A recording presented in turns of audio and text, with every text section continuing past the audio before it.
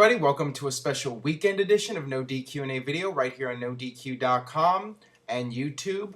Wrestlemania, of course, is this Sunday live on pay-per-view. You can check out the coverage at NoDQ.com. It's ongoing. We have lots of news up right now about Wrestlemania, so make sure you stay tuned. Got a lot of questions here from the inbox regarding Wrestlemania, so I'm going to try to answer as many of them as possible before they become dated, so let's get going here. Why has WWE ignored the fact that Triple H has fought The Undertaker WrestleMania 17? They've done it last year and they're doing it again this year. I think they're ignoring it because it's not really relevant to the storyline they're doing right now.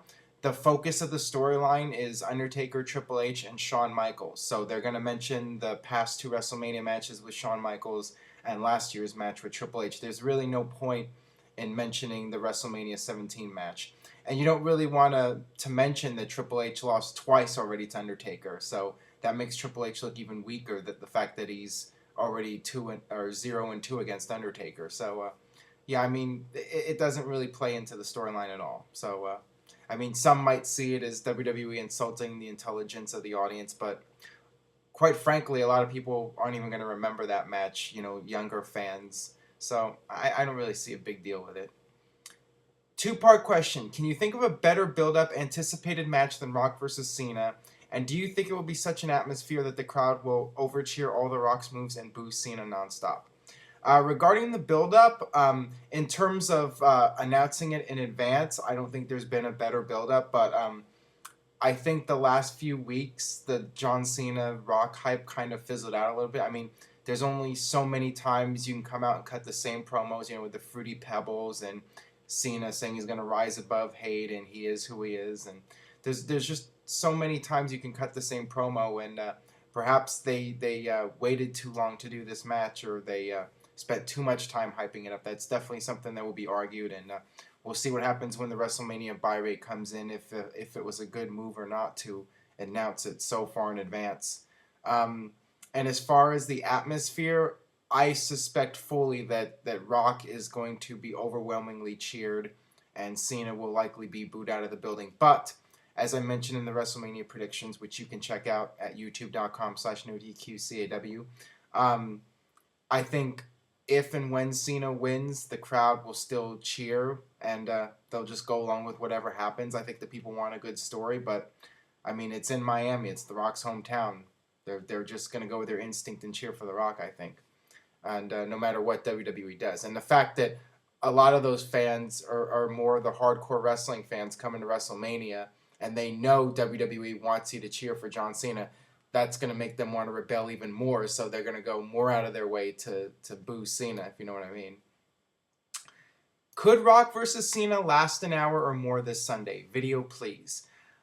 I highly doubt it. I think that it's going to get a good amount of time. The top three matches, I think, will all go over 20 minutes. I think Rock vs. Cena will go about 20 minutes.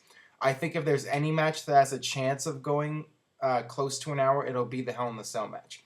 I could very well see that one going 30, 40 minutes. And I think Punk and Jericho will at least get 20 minutes. Hopefully they get at least 20 because, as I mentioned in the predictions video, I think if they're given a lot of time, they can have an all-time classic WrestleMania match. But a lot of that's going to depend on how much time they're given. Aaron, I've been the answer in 10 text responses. I think it's my turn for a video response. Do you honestly think that the Rock Cena match will have a clean ending? I think that they could, but won't, just to stretch the storyline for a rematch at SummerSlam. I hope it has a clean ending. I think it should have a clean ending, in my opinion. There was the rumor about The Miz getting involved in the match, but now that he's part of the GM match, that's unlikely now, so I think that's a good thing. I think they could do a clean finish and build towards a rematch at SummerSlam. If Cena beats Rock cleanly, The Rock can come back and want to have the rematch against Cena, and like I said, if Rock wins cleanly, then it kind of makes Cena look pathetic, and then he has to like beg The Rock for a rematch and beg The Rock to come out of Hollywood again to fight him again. That just doesn't make much logical sense. I think it would work well if Cena won cleanly, and then The Rock can say, you know what, I want to come back. I want one more shot at Cena, and you can go from there.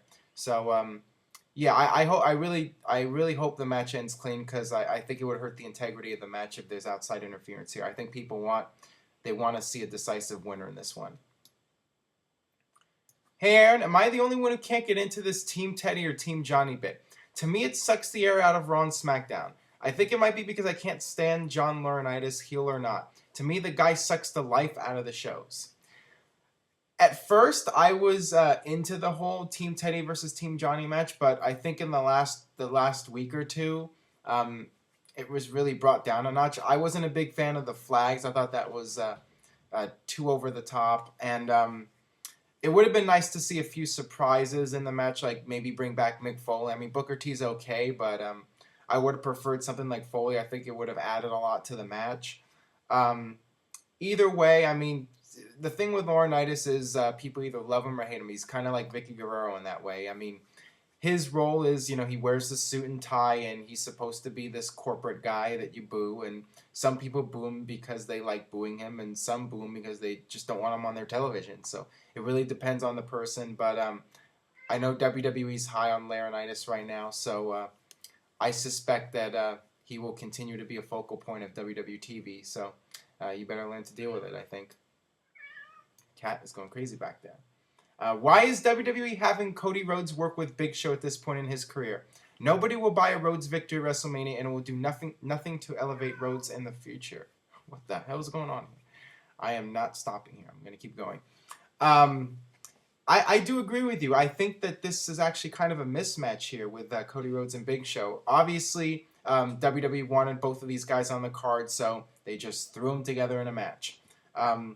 Cody Rhodes has a lot of momentum right now. He's the Intercontinental Champion, and a lot of fans on the internet think that he could be the next big thing in WWE.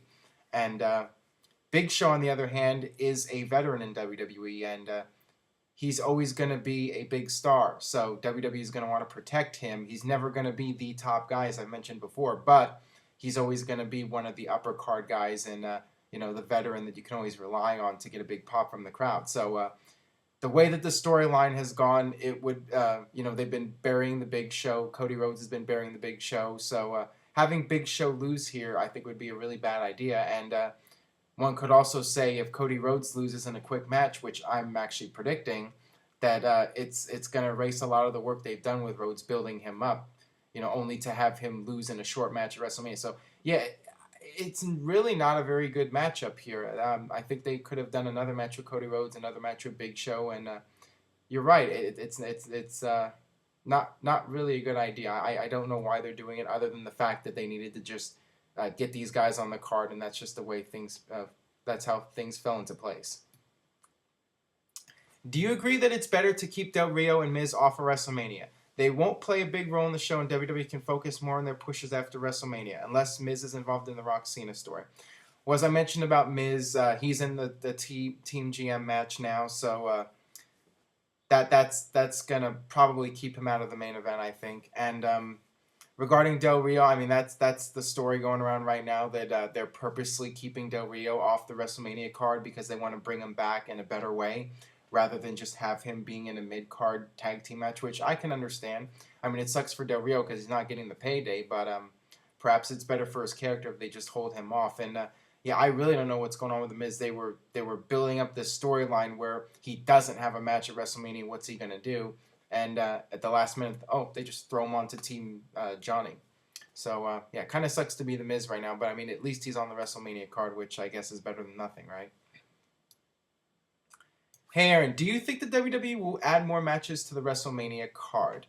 I think it's always a possibility. Right now they have 8 matches. I think they might have 1 or 2 standby matches in case things go quicker than expected. But usually they have less time than they're hoping for. I mean, sometimes these matches drag out or things go on for too long, and they actually have to cut time rather than add something. But I suppose if they have time, maybe they'll throw in Brodus Clay for a quick 2-minute match against somebody, something like that. But other than that, I mean, I'm sure there'll be some kind of dark match. But beyond that, I think the likelihood is we'll just have the 8 matches that are advertised.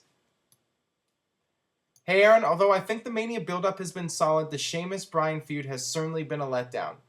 Why do you think this is? I actually think it's been a decent build-up. I mean, it's very straightforward. Sheamus won the Royal Rumble, and he's challenging the World Heavyweight Champion, who just happens to be Daniel Bryan.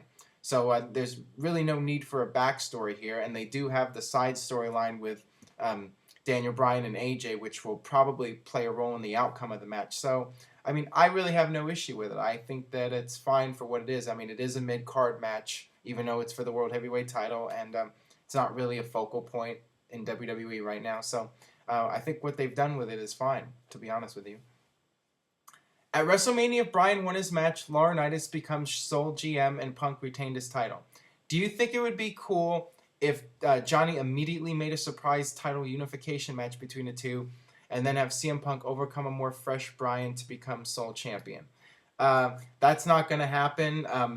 As long as there's a brand split, Raw and SmackDown, even though there isn't really much of a split these days, but as long as there's two shows and there's Raw house shows and SmackDown house shows, they're going to have two world titles. That's just the way it is. Now, if they really completely end the brand split and have all the guys working, one house show and on one house show circuit, then I could see them unifying the titles. But for now, that's not going to happen. And I just don't see it happening. All right, that'll wrap things up for this edition of No DQ&A video. Thanks as always for watching. Make sure you subscribe, youtube.com/NoDQCW. Stay tuned to NoDQ.com for all the latest coverage. If you live in Southern California, make sure you stop by the Game Day Sports Bar and Grill. It's located near Magic Mountain, actually right down the street from Magic Mountain. So they'll be showing WrestleMania, no cover charge. So come on up and say hi. I'll be there. A bunch of people will be there. It's going to be a lot of fun. And we'll see you next time.